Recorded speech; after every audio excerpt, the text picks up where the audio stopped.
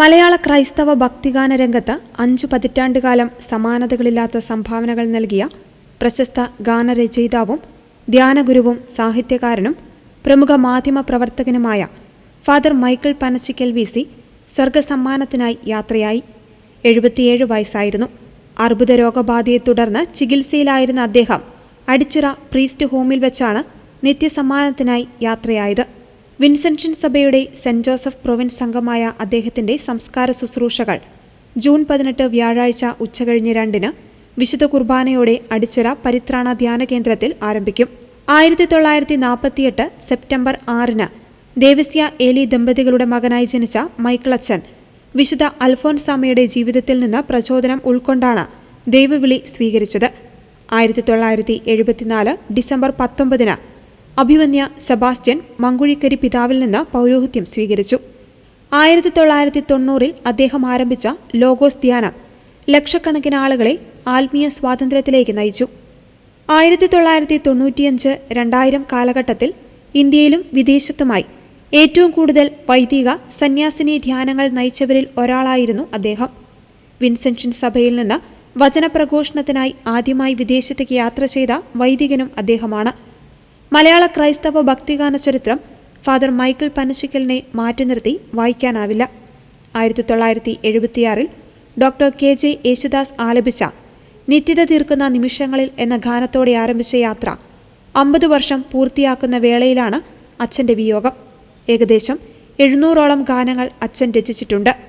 ശ്യാമാംബരത്തിലെ സൗന്ദര്യമായി നീ, തിരുനാമ കീർത്തനം പാടുവാൻ, പിതാവേ അനന്ത നന്മയാകും, മേലെ മാനത്തെ ഈശോയെ എന്നീ ഗാനങ്ങളാണ് അച്ഛൻ്റെ ശ്രദ്ധേയമായ ഗാനങ്ങൾ.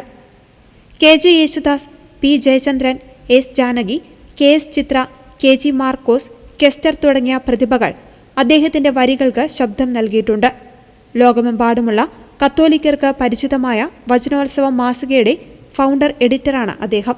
പാം ചിക്കൻ എന്ന തൂലികാനാമത്തിൽ അദ്ദേഹം നിരവധി കഥകളും നോവലുകളും രചിച്ചിട്ടുണ്ട്. ദീപിക ആഴ്ചപ്പതിപ്പിൽ പ്രസിദ്ധീകരിച്ച സൂര്യഗ്രഹണം എന്ന നോവൽ ഏറെ ശ്രദ്ധേയമായിരുന്നു. ലോപസന്ധി, കമണ്ടലു ഉൾപ്പെടെയുള്ള നാടകങ്ങളും അദ്ദേഹം രചിച്ചു. 2011-ൽ കത്തോലിക്ക സഭയുടെ സമ്പൂർണ്ണ ബൈബിൾ സ്വന്തം ശബ്ദത്തിൽ റെക്കോർഡ് ചെയ്ത് ഡിജിറ്റൽ രൂപത്തിൽ പ്രചരിപ്പിച്ചതും അദ്ദേഹമാണ്.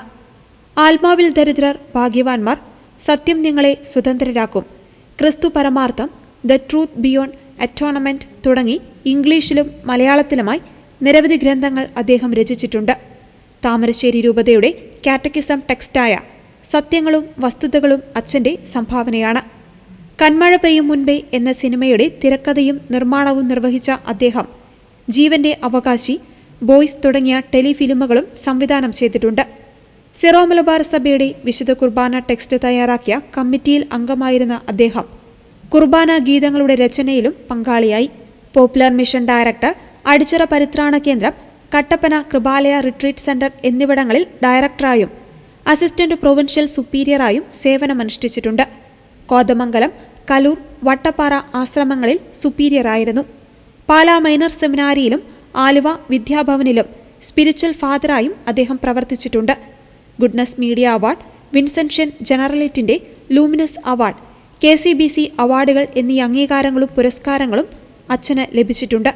സിസ്റ്റർ ജിസെല്ല, പരേതനായ Joseph, sister Francina, sister Mathews Mary, Ruby Lopez, Achamma Xavier, പരേതനായ സെബാസ്റ്റ്യൻ, സിസ്റ്റർ കുഞ്ഞമ്മ, ആനി സൈഫി എന്നിവരാണ് അച്ഛൻ്റെ സഹോദരങ്ങൾ.